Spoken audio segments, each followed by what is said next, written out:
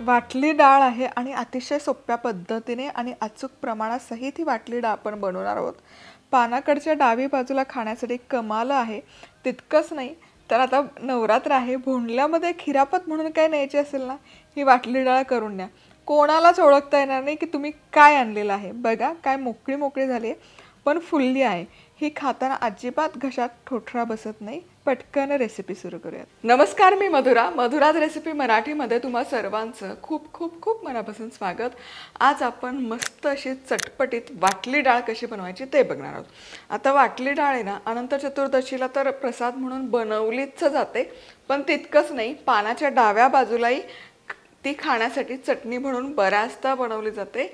आणि मला आठवते लहान असताना जेव्हा भोंडला असायचा ना, तेव्हा तो पदार्थ डब्यात घेऊन आवर्जून यायचे, कारण हे कोणाला ओळखताच येत नाही की वाटली डाळ कोणी घेऊन आलं असेल भोंडल्याच्या खिरापतीसाठी. म्हणून ही वाटली डाळ बनवण्याची खूप सोपी सुटसुटीत पद्धत मी आज दाखवणार आहे. म्हणजे मग तुम्ही जर जास्त प्रमाणात जरी बनवत असाल तरी ती अजिबात गिचका होणार नाही, मऊ होणार नाही, अशी छान मऊ म्हणजे फुलेल आणि एकसंध म्हणजे चिपचिपीत होणार नाही आणि पटकन बनवून तयार होईल. तर अशाच छान छान रेसिपीसाठी पटकन मधुराज रेसिपी मराठीला सबस्क्राईब देखील करा. तर सगळ्यात आधी साहित्य काय काय घेतलं ते बघूयात. अर्धा कप इथे चणा डाळ घेतली. चणा डाळ घ्यायची, स्वच्छ धुवायची 2-3 वेळा. पाणी त्यातलं काढून टाकायचं धुतलेलं, परत एक स्वच्छ पाणी टाकायचं आणि 4 तास ही चणा डाळ आपल्याला भिजण्यासाठी ठेवून द्यायची. अर्धा कप इथे चणा डाळ घेतली. 1 हिरवी मिरची आणि अर्धा इंच आल्याचा तुकडा घेतला. फोडणी करता मोहरी, जिरं, हिंग, हळद, कढीपत्ता, चवीपुरतं मीठ, बारीक चिरलेली कोथिंबीर, लिंबू आणि याच सोबत तेल लागेल 1 चमचाभर आणि थोडीशी साखर मी घालणार आहे, जे ऑप्शनल आहे. अशाच मस्त चमचमीत आणि झणझणीत रेसिपीजसाठी मधुराज रेसिपी मराठीला सबस्क्राईब करा आणि त्याचबरोबर बेल आयकॉनवरही क्लिक करा. आता मिक्सरच्या भांड्यामध्ये हिरव्या मिरचीचे तुकडे घालायचे आधी, म्हणजे ते वाटलं छान जातं, आणि आलं. आणि मग आता यावर डाळ घालायची. डाळीतलं पाणी अजिबात घालायचं नाही. कमीत कमी पाण्याचा वापर करून ही डाळ आपल्याला मिक्सरमध्ये याची फक्त भरड काढायची. आता हे तयार वाटण जे आहे हे एका कुकरच्या डब्यामध्ये किंवा पातेल्यात काढून घ्यायचं. हे बघा, अजिबात सरसरीत असं नाही आहे, छान दाटसर आहे. पण थोडेसे आपण इथे चण्याचे अख्खे चणे पण ठेवले आहेत, म्हणजे ते दिसायला आणि खायलाही छान लागतं. आता ही डाळ जी आपण काढून घेतली ही बाजूला ठेवूयात. कुकर घ्यायचा. कुकरच्या बेसला जाळी ठेवायची. त्यावर 1 इंचभर पाणी घालायचं. त्यामध्ये हा डबा,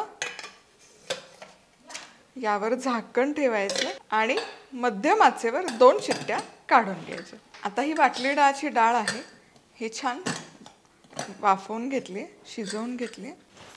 झाकण काढूयात.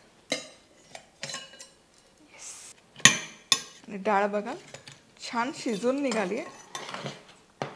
आता ही डाळ आहे ना, हलकीशी आपण सुटी सुटी करून घेऊयात, मोकळी करून घ्यायची. परतताना तव्यात मोकळी होतेच, पण तरी पण एकदा. चला, डाळ मोकळी करून झालेली आहे. आता फोडणी घालूयात. सगळ्यात आधी मोहरी छान तडतडली पाहिजे. मोहरी छान फुटली की मग जिरंही छान फुललं पाहिजे. फोडणी आहे ना खमंग बसली पाहिजे, म्हणजे मग तो पदार्थ छान रुचकर लागतो. त्यामध्ये हिंग, कढीपत्ता, 1 सुकी लाल मिरची टाकते. नाही टाकली काहीच हरकत नाही, पण ती दिसते छान म्हणून घालते. आणि हळद. अगदी इतकेच बेसिक आपल्याला घटक हवेत. मिसळून घेऊयात फोडणी छान. आणि आता यामध्ये ही जी डाळ आपण वाफवून घेतली ही सगळी डाळ यामध्ये घालूया. डाळ छान शिजलेलीच आहे, त्यामुळे शिजवायची गरज नाही आहे. आपल्याला फक्त तव्यात ती हलकीशी मोकळी करून घ्यायची.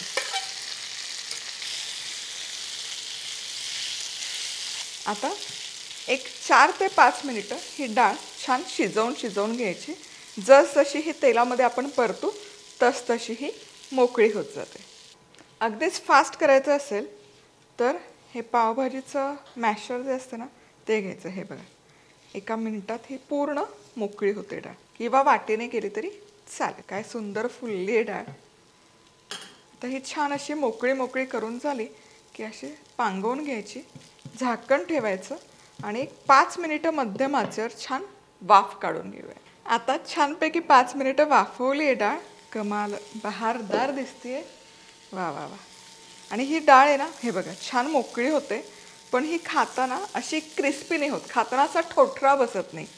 परफेक्ट म्हणजे मऊसूत राहते, मोकळी पण होते आणि दिसतीये बघा काय कमाल. वा वा. आता यामध्ये लिंबाचा रस घालायचा, त्याशिवाय तर मजाच नाही आहे डाळीला. आंबट गोड तिखट असे सगळे चव यामध्ये आली पाहिजे. साखर घालाच, म्हणजे मी तरी सजेस्ट करेल. चवीपुरतं मीठ, खूप सारी बारीक चिरलेली कोथिंबीर मिसळून घेऊयात. कमाल सुंदर झालेली आहे डाळ. आता ही डाळ थंडच खायला चांगली वाटते, तुम्हाला लागलं तर गरम गरम खाऊ शकता, पण फक्त प्रसादापुरती नाही, ही अशीच खायलाही छान लागते डाळ. प्रोटीन पॅक आहे. तुम्ही जर खूप हेल्थ कॉन्शियस असाल तर यामध्ये अगदी किसून बारीक चिरलेल्या भाज्या, किसलेलं गाजर, ढोबळी असं घालून एक पौष्टिक हेल्दी प्रोटीन रिच बाउल पण तयार करू शकता. पण ही चपातीसोबत पण खायला तितकीच कमाल लागते. भातासोबत पण, मऊ भातासोबत ही डाळ मला प्रचंड आवडते. मऊ भात, साजूक तूप आणि ही डाळ कमाल लागते.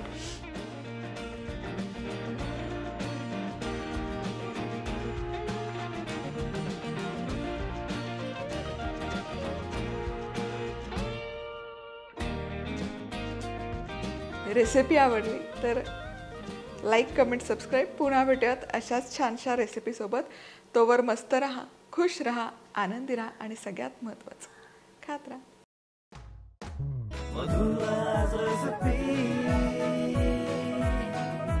मधुराज रेसिपी, महाराष्ट्राची अस्सल चव.